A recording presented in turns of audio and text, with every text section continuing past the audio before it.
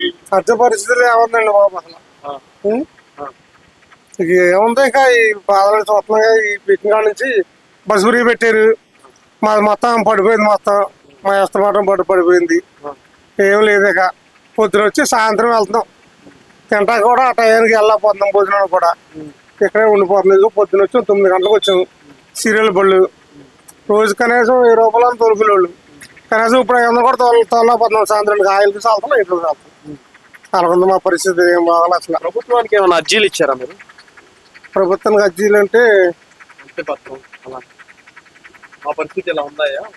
ఇచ్చాం కదండి. ఎందుకవలా ప్రతి సార్లు కూడా చెప్పుకుంటూ ఇస్తున్నాం అందరికి.